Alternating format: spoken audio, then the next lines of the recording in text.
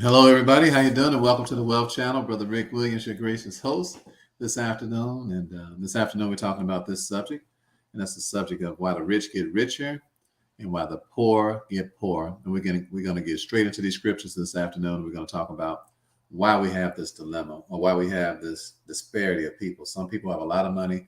Some people have a little money. Some people die with way more money than they can spend. Some people can't get their hands on a couple of little wooden nickels. Some people have generational money. Some people can't make their ends meet. Some people change is strange. Money is funny, and they got more month than they got money. Then you have some people who have so much money until their dilemma is when they wake up in the morning, they want to know, man, what do I do? How do I give some of this money away? How do I bless people? What do I do? So let's just get straight to the story. And let me share my screen with you guys. And let's just get straight to this Bible story. For those of you guys who are just starting to join us, everything that we teach is basically a Bible principle because the Bible is so amazing. And it tells you it really teaches you about abundance. It really teaches you about how real money is made, not just how real money is made, but how real money is sustainable too. So let's get right to this story. And I've invited a few people into our group today so that we can discuss this into our studio here today. So I'll check in a few minutes to see if they made it in. And then we'll have a discussion about this, should they be able to make it. So the Bible says in 1 Samuel chapter 15, Samuel also said unto Saul, the Lord sent me to anoint thee to be king over his people Israel, over Israel. And now therefore hearken thou unto the voice of the words of the Lord. Thus saith the Lord of hosts, I remember that which Amalek did to Israel, how he laid wait for him in the way when he came up from Egypt. Now go and smite Amalek and utterly destroy all that they have and spare them not, but slay both man and woman, infant and suckling, oxen, sheep, camel and ass. And Saul gathered the people together and numbered them in Teleh and Telaim, 200,000 footmen and 10,000 men of Judah. And Saul came to a city of Amalek and laid in wait in the valley. And Saul said unto the Kenites, go depart, get you down from among the Amalekites, lest I destroy you with them. For ye showed kindness to all the children of Israel when they came up out of Egypt. So the Kenites departed from among the Amalekites. And Saul smote the Amalekites from Havilah until thou comest to Shur, that is over against Egypt. And he took Agag, the king of the Amalekites, alive, and utterly destroyed all the people with the edge of the sword. But Saul and the people spared Agag and the best of the sheep and of the oxen and of the fatlings and of the lambs and all that was good, and would not utterly destroy them, but everything that was vile and refuse, that they utterly destroyed. So let's talk about this for a few minutes. What in the Sam Hill is going on here? How is it that God gave Saul this edict? He said, listen, I want you to go kill all of the Amalekites, every last one of them. He said, because they played y'all when the children of Israel came up out of Egypt. He said, they played your grandmothers and your grandfathers. They wouldn't give them no free passage through to the promised land. So it's amazing to me how poor people are. Poor people, the big difference between poor people and wealthy people is that poor people have grandmothers, grandfathers, great-grandmothers, and great-grandfathers. Our folks have been through hell. And then we act brand new. We act like all that they suffered for, it don't even mean nothing to us. So now that we got an opportunity to live in the most prolific wealth transference in the history of time, grandmama couldn't do it. My grandmother had a third grade education. My mother escaped from a plantation. My 89-year-old mother just passed away at 89 years old this year. She escaped from a plantation when she was 5 years old. I'm talking about my parents. I ain't talking about my grandparents. I'm talking about stuff that happened in the recent past. I appreciate that. I know I stand on the shoulders of amazing people. My mother was an amazing person. Her grandmother was an amazing person. I thank God for my father. I thank God for my forefathers that came before me and my grandfolks. Why? Because they went through hell to open up the door for me. So why in the world would I sit down and bow down to the beggarly elements of this life that don't appreciate what happened in that life?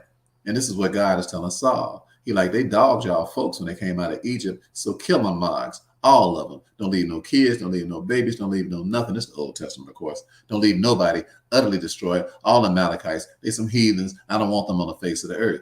So Saul goes and he says, you know what? I'm going to kill everybody but the king of all people. The king. He brings back the king of all people. We just read it, right? King Agag. And he brought back the best of the sheep and the best of the oxen and everything that was vile and refuse he left it. So let me explain something to you about the difference between the way that poor people think and the way that rich people think. When you tell a rich person, when you tell us people that's wealthy what to do, we just do what you tell us. Now, how do I know? That's how I came from having $50 in a hotel room and being homeless to being able to buy homes clear across the whole United States. That's why I was able to buy this house that I'm sitting in, and they gave me $30,000 for coming to the closing. That's why I'm about to close on the house again, a second time, with a 300-some thousand dollar loan. Well, not that much, almost $300,000 loan, and got a great 7-some credit score. And that's how I went from having a 500 credit score to 7-something credit score. And that's how I went from being able to buy houses clear across the country without using none of my own money, because somebody came by and told me what to do, and I did exactly what they said. Exactly what they said. I didn't do a little bit and a little bit and a little bit, and then decide I was going to do my own stuff. A brother came by, saw me doing our stage play, and he said, "Ricky, you're a genius. You taught all those people how to act and sing." I said, "That's a real nice thing of you to say, that I'm a genius. I appreciate that." I said, he said, "And you ought to be rich." I said, "Oh, that's a real nice thing to say." I said, I'm down with that rich part. What are you talking about?" He said, "I'm gonna show you how to do some real estate with no money down." I said, "Great, because I ain't got no money. I'm showing up now with that." He gave me 2 pieces of paper. He gave me a contract and an assignment sheet. I left, and when I left out, I got a contract and an assignment sheet. And I left. One of our studio guests is coming in. Come on, D'Angelo. If you can get your camera together. Good evening, brother. How you doing, my brother? Doing good. Happy to be here with you. Glad to be here with you as well. Let's see, is my volume up? Let me turn my volume up some more. I'm glad you said Might be so, my because my microphone volume because turned I'm in the off. car stereo. Okay, no, I can hear you good. It was that my volume was on. My volume. Okay. And welcome to the Legacy Players too. I see that you joined our Legacy Players group. So glad to have you, my brother. So Yeah, I I'm like. excited to be a part of the club, bro. I think no, I haven't met anybody that speaks biblical principle and finance the way that you do, and I really appreciate it and I respect it, and I'm just happy to be a part of what you got going on. Well, I I'm glad. appreciate the invite. It's very kind of you, brother. I'm glad to have you in the studio today. And I'd like to get your input as we continue to talk about Saul, King Saul here, and how, and our first ideas when it comes down to how the difference between the rich and the poor. So, D'Angelo, we just brought up this idea, and that's that Saul, God told him to go do something. And the first thing I notice about people that don't have money is that when they get a directive, they try to do it the way they want to do it. They can't just follow simple instructions. So Saul is hard headed. And I found out most that poor people have a common denominator. Poor people are very hard headed. When you tell a person what to do, they think they got a better idea than you. So they try to embellish it. They try to make it, they try to do something else that ain't got nothing to do with nothing. And then they just end up wasting a whole bunch of time, and sometimes end up wasting their whole life. So Saul, D'Angelo, he goes and he gets the king. God told him to kill everybody. So he brings the king back. Out of all people, he brings back the king. God said, "Don't bring nobody back. None of these heathens. I don't want to be bothered with them." So he brings back the king and the best of the cattle. So this is my thinking, and then you tell me what you think, D'Angelo. I believe that Saul brought the king back because he was thinking, "Man, this dude is the king. He probably can help me fight off some more kings. He probably can be an alliance with me." So he's thinking, "I need an alliance with this little poop butt heathen king who God told him to kill." And so now he's going to cut off his alliance with God so that he can have an alliance with a mere mortal who can't put cheese on a Whopper. So when I notice broke people, D'Angelo, I notice that they try to stay in the same circles of folk that's broke who ain't got good sense. And then they'll pass up a different circle at a higher level. And then they'll be glad to be working at this lower level. And they'll kill you to stay at that lower level. They'll fight you for their limitations. So what do you think about that whole idea, D'Angelo? What do you think about the idea of King Saul wanting to kick it with it and want to play off God so that he can stay cool with this dude? Because you can't have it both ways. Is it more important to be cool with God or more important to be cool with people? What's your answer to that, brother D'Angelo? I'd like to hear your insights. I think it's more important to be in alignment with God. And when people try to introduce things to me that principally are outside of God, I'm not going to do business in that type of way because I believe if we build upon the principles that God laid out, then we'll find success. And He said His yoke is easy. So where Saul had a fear or lack of faith. He reached out to somebody that wasn't aligned with the principles of his God, which in, in effect got him rejected by his God, right? Yes, sir. Yes, sir. So, everybody listen to D'Angelo, the young man, giving you guys some good advice. If you get accepted by who God rejected, that means that God reject you too. So God rejected the other dude. And then how you going to be? And this is amazing, D'Angelo. People like, man, I finally got accepted into my crew. I'm like, yeah, but did you get rejected by God? Because you ain't finna put cheese on a Whopper getting rejected by, you want to fight with God? Are you kidding me? Just to have the approval of some little poop butt? It don't make no doggone sense. You're talking about messed up priorities. D'Angelo, what do you think about in the keep people becoming wealthy? What do you think about priorities and protocol? How important is priorities and protocol in terms of becoming wealthy? What do you think about that, D'Angelo? Well, I think that we have to do all things in order, and it must be done decently. And if you don't have a leadership who applies the same principles that you do or that you're striving for, then you're going to be morally corrupt. And everybody that Saul communicated with outside of Samuel corrupted his ability to be righteous with God. So in my endeavor to build this thing that God showed me, I just prayed that He would send the people that moved in His wisdom and His likeness in the domain of commerce. And I've been on Clubhouse for about 2 years now. I think I ran into you like 4 months ago. But I was slow crawling it because I felt like I wasn't really ready because the foundation of what I'm doing is not ready to do where I know you could push me towards, if that makes sense, which is still a lack of faith on my behalf. I can admit it on my own.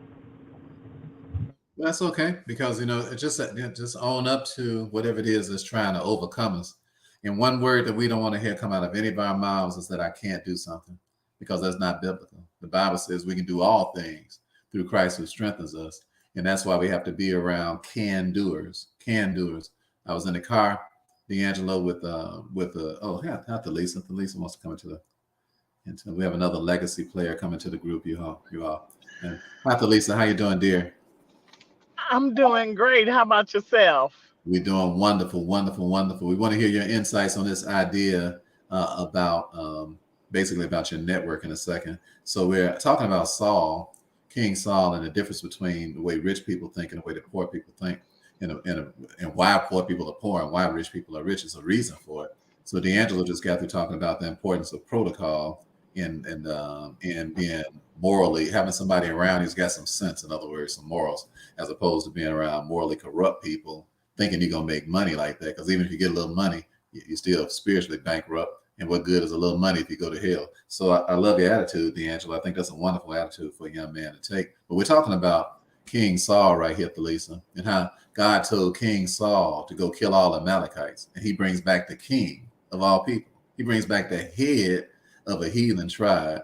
And like he just gonna ride, like it's just gonna be all right, like God just gonna be like, all right, cool, go ahead and roll with that after I told you to kill this dude. So he brings him back, and we were just saying, D'Angelo and I was just saying that we believe that the reason he brought him back is because he wanted to have an alliance with the dude just in case he needed this dude to help fight off some more kings. So my question to D'Angelo, I want to ask you the same thing, Thalisa. What do you think about Saul trying to line up with this dude and then getting out of line with God? So now he lines up with this dude, but he's out of line with God because when you meet a little poo butt that God ain't down with, and then you want to line up with that little poo butt, that means you got to give up God because you can't have them both at the same time.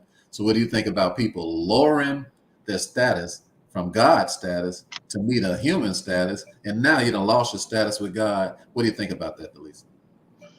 That's bad. Number one, because guess what? We cannot serve two masters. And I'm guilty, my boyfriend. At first I was all into the Lord. And then, we start doing that sinning stuff, and then we just start falling off. Be like, but I'm already there. God sees all. Mhm. Mentally, you just getting deeper and digging a hole for yourself. Being Mhm. like, oh, well, I know I'm not doing right. And you just continue to just keep going down that slope. Next thing you know, you got a whole mess going on that's against what God said, and you feel like you can't come back. But it's all due to listening to man, being in relationships with people. If you're not the head, you are the tail. um, there's no in between, because either we're going to listen to what God said and stand on it, or we're going to listen to what man said and fall with where let the chips fall where they may. We can't trust man, remember? No, you're So, right. The Bible said, "Cursed is the man that trusts in man and make flesh his arm of strength," according to Jeremiah 17:5. So what that's really teaching us is that we can't trust a man above God, because there's an element of trust with people. But the problem is that, why are you trusting a person who don't trust God? Why are you like in allegiance with somebody and in alignment with somebody, and it's clear that this person could care less about God, but you want God to bless you, but you want to be in allegiance to the person. See, that's the problem that's going on with Saul right here. He wants God's blessing because Samuel shows up, and the first thing Saul says is, "Hey, Sammy, baby." He says, "Samuel." He said, "What's going on, Doc?" "Yeah, I done the will of the Lord." This is the first thing that Saul says when Samuel show up. Samuel said, "Well, if you did God's will, why am I listening to these sheep in the background? Because I shouldn't hear no noise from no animals, because they supposed to all be dead. So if you didn't kill a dog on that, if you had killed animals, I wouldn't hear them. But why am I listening to sheep in the background? Why the number one cut around here is my, my? Why I hear a choir back here, a sheep choir back here, my?" Saul was like, "My bad, dog, my bad." So this is what Saul said.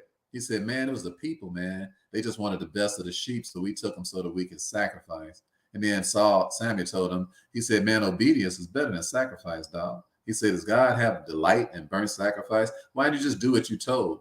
So, Thalisa, what I found about the difference between wealthy people and poor people is, when you give a poor person an instruction, they got a million excuses. They just hard-headed. They just will not do what they told. Why do you think a person think they're gonna make money when they get a wealthy person's advice and then they do what they want to do? What's going on in the head of that human being, Thalisa? What do you think? I think just not being taught discipline, or didn't start off that way. You know, um, you continue that cycle of what you were taught, instead of saying, you know what, I'm going to stop doing what I've always done because I'm going to get what I've always got. That's where I think that stems from. I'm going through that right now. Just like the young lady said in our group, um, I plan on being wealthy. I've I've sent your things to my niece and nephew and to those around me. You remember what I told you? People Sure. fixing to start dropping off because they already think I'm crazy because I don't watch the news, I don't watch TV. And then after you just said about this Instagram and Facebook, I'm like, man, I'm not fixing to do this. Give these people all my money and my time like that. I Yeah. need to be focused on my growth. And only the chosen few can get it, you know? Everybody's not worthy. Like you said, time is important. Once I went to prison, remember? You Mhm. can't I can't get that back, and then those people are still punishing me. You know what I mean? Oh, I can't even find a decent job. Oh, but that's my fault. No excuses. Well, I used to. let's change Go a ahead. little bit. Let's change a little language first. First of all, can't nobody punish you because they can't break you because they didn't make you. All right. And I was working a job, a little square job at a warehouse, and doing everything they told me to do. And they had me come up and sing the national anthem one day, Lisa. And I get up and I sing, "Oh, say, can you sing?" And they fired me about a weekend. And it was like, "You're behind out of here." They fired me like Craig on Friday on my off day. But they blessed me, Felisa, because they can't break me because they didn't make me. All y'all listen, the way that money is made is because one way that God break you out of poverty into amazing amounts of money is because he will let people demote you so he can promote you. So it looks like a demotion, but it's really a promotion, because the word fire, Queen Thalisa, the origin of the word fire, it comes from when the Europeans first came to America, and they were slaves just like black folk were slaves. But after 7 years, they let the Europeans go. They called them indentured servants. So what they would do is they would sit around in the middle of the forest, and they would take the papers that used to make them slaves, and they would burn them. They would fire themselves from being a slave. That's where the word fire came from. That's the origin of the word fire, Queen Thalisa. So since you've been to the joint, just like I've been, and since you've experienced your freedoms being taken away from you, and since you know what it's like to not be able to move around, and now you can, I stopped by here this afternoon to let you know that they can't break you, baby, because they didn't make you. So you don't say words out of your mouth like I can't do this now and I can't do that, and they ain't still with you nothing. I had to talk to a parole dude every 2 weeks for 2.5 years. This is what I did, Thalisa. When I went in and had a meeting, I would just talk to him. And when I left that meeting, I left him. He wasn't walking around with me in my head when I left. When I left the meeting, I mentally left the meeting too. Why? Because I had 100% control over my behavior in between meetings. And one thing that I definitely was going to do was I wasn't going to let nobody in my head who wasn't paying rent, baby. All right. Why you got folks up in all y'all listen to me. This is a problem with poor people, why you can't make money. It's because y'all stuck like Chuck in a pickup truck in the past, talking about what happened to you and how you got where you are right now. Not you, Thalisa. I'm talking in general because everybody's listening around the world. All of you guys, snap out of it. Okay. Whatever happened, it is what it is. It can't be undone. But right now, you got total control over how you move around now, where it is that you're going. You say, but Ricky, I tried to get jobs and they won't give me a job. Okay, they fired me from a $10 an hour warehouse job, and they did me the best thing that could have happened to me. Why? Because Thalisa made me go out and do a real estate deal. What happened? I made more money off of one real estate deal than they was going to pay me all year. They set me free. All right. What the devil meant for bad, they meant for good. Come on, y'all remember how Joseph met his brothers. And when his brothers showed up at Joseph's brand new crib, I'm talking about Joseph's brand new crib, right? When Joseph's brothers first left him, Thalisa, his crib didn't look good, right? Because he was in a pit. He was locked up. All right. But by the next time they saw Joseph, he was a baller and a serious shot caller in a palace. And this joint was cold-blooded. And when they showed back up the next time to see Joseph, and he finally let them know who he was, they was trembling in their boots, shaking like a salt shaker. They like, what the heck? You Joseph? You our brother? After they realized who they was talking to, and they was like, oh, what had happened, bro? He said, man, y'all don't even got to try to explain, though. He said, because what y'all meant for bad, he said, God meant it for good. Are y'all listening to me? What God has for us, it is for us. What God has for us, it is for us. And I know without a doubt that oh Lord, He'll bring us out. What God has for us, it is for us, it is for us. You know what, Thalisa? It is for us. It is for us. It is for us. And I know without a doubt. See, we ain't talking about stuff we heard. We're talking about stuff we know. So we just want to encourage everybody. And I want to thank you for coming on this afternoon to bless everybody, my dear. We got to get out of here because we've been training people all morning. And we got to be true to our time. We said we wasn't going to take more than 20 to 30 minutes. So I just want to encourage everybody that's listening around the world. Our Queen Thalisa, she came through. You went through the fire, Queen. You've been through the storm. And now I just want you to change your language. Can't nobody stop you from doing nothing. All right? You are unstoppable. You are unmovable. And you are unshakable. Say it with me. You are unstoppable. I'm unstoppable. Unmovable. You're unshakable. Come on, D'Angelo, say it with us one time. Doc, unmute yourself. All right? Let's say it. Let's say these 3 words together. And y'all listen to us around the whole world. We are unstoppable, unmovable, and unshakable. Let's say it together on 3 on 3. 1, 2, 3. We are unstoppable. We are unstoppable, unmovable, and unshakable. Unshakable. That's who we are. Police can see having a hard time here. Okay. Okay. So we're unstoppable, we're unmovable, and we're unshakable. Unmovable, unshakable. Come on, let's go. We're unstoppable. And all y'all listen to me. wherever you may be listening around the world, you are unstoppable. You are unmovable. And you are unshakable. It ain't nothing nobody can do with you. They can't break you, baby, because they didn't make you. All you got to be is what? Obedient. You just got to believe that things are going to work out. And then you got to listen to sound doctrine and sound counsel. This is what happened to Saul. Saul had a problem with listening to sound counsel. Saul had a problem with listening to sound doctrine. Saul had a problem with trying to align himself with people whose status wasn't even his status. God gave him the status that he had.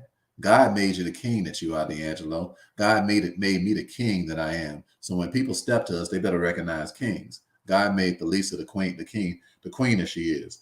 And when she meet people, don't turn in y'all kingships and y'all queenships for lesser statuses. You already have a status. God made you a king. You were born a king. When they asked Jesus, man, are you the king of the Jews? What did he tell them, D'Angelo? He told them, I was born. Okay, what did he tell them, D'Angelo? I was born in the image of God. I am a king because he said so.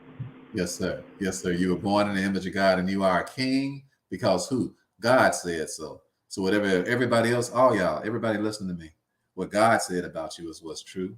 What anybody else talking about, tell them to get in line and put them on your prayer list because they talking crazy. If they ain't talking about what God said you are, then they ain't talking about nothing. So I'm glad that we saw this story about Saul, because Saul, he could have kept his right mind. He could have been a blessing. He could have ended up being just like David if he could have had this attitude. Lord, I'm going to do what you said. I'm not going to sell out and I'm not going to settle. So I'm telling all of you guys, the number one problem that poor people have and why they're not rich is because they settle in their poorness. They settle in the middle of their trials. They settle in the middle of their temptations. They settle and they mess around with lesser people than they pay grade that God made you to be. It's not, you're not humble because you hang out in a crowd with bums. That means that you're passive and unbelieving. That's what it means. It means just like D'Angelo, this brother Saul, he met this little bum king. He thinking that king gonna make him come up. He thinking the king got the hookup. But God already got the hookup. All right. God already got the, if y'all listening, just put it in a space bar. Say God got the hookup. All right. God got the hookup. Look, he done already hooked me up. That's why when I meet God people, got the hookup. come on. God got the hook. We sitting around here waiting on a hookup. You don't need no hookup. I don't need your cable. I already got God. God is my cable. You dig what I'm saying? I'm not going to bow down to no low stuff when God already got me up here. That only makes sense. You already up here, D'Angelo. So if you meet somebody who operating down here, you're going to have to bow down. You're going to have to shrink.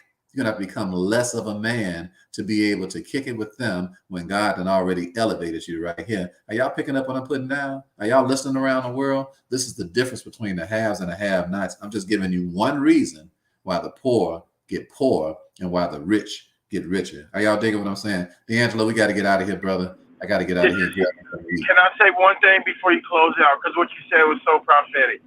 Come on. Just was having a conversation with my first ex-wife about 30 minutes before we started this live, right? Mm-hmm. And I told her, I said, I spend so much time on Clubhouse because I can't find people in our locale who are thinking about what I'm thinking about or trying to do what I'm trying to do. And when I try to explain it to them, they don't understand and they tell me I can't do it. But there are people that believe the same things that I believe in and that express the principles of God. If you listen long enough, you can find them because they speak his word, which equals his voice. And what you're saying is what I was saying to her. I can't just explain and talk about this stuff with everybody because it goes nowhere. Then I'm just casting my pearls, right? Mm-hmm. Mm-hmm. I'll finish. It's just crazy how you said that, and I was just explaining that and why I spend so much time on Clubhouse, because I'm seeking people who understand God and his principle to help me deliver this thing that he put inside me. That's all. Yes, sir. Yes, sir. Well, all of this, everybody listening, we got 30 seconds. We got to get out of here. Everybody listening, consider this. Whatever you focusing on, that's what shows up. So Elisha thought he was the last prophet on earth. Elijah did. And God told him, I got 7,000 who haven't bowed to Baal. So there's always somebody with some good sense, and they sitting right here and they already think like you do. You just keep thinking like you do, D'Angelo. You keep going forward. Listen, everybody, we love you. Thank you, D'Angelo, for stopping by on the Wealth Channel today. You be blessed in the city and in the field, my young prince. And the Lord bless you and keep you and motivate you and hook you up and bless you and guide you and protect you and lead you in every way imaginable, brother, is my prayer for you. May you be blessed in the city and the field when you rise up and when you go to bed at night. And when your enemies come at you one way, may they go running like little Richard in 7 different directions when they come in one direction. May they be afraid of you. What they need to understand about you, Brother D'Angelo, is you don't need to be afraid of them. They need to be afraid of you when you show up in the room, because you got the angel army with you, Doc. And I salute you in the name of our Lord and Savior, Jesus Christ. Keep doing what you're doing. And thank you so much for stopping by the studio today. Amen to that, sir. And all of you guys, we love you. Y'all be blessed now. Enjoy the rest of the afternoon. We'll see you next time. We love you, and ain't nothing you can do about it. And remember that stellar is as stellar does. Love you, D'Angelo. Enjoy the rest of your day, brother. God bless everybody. God bless y'all.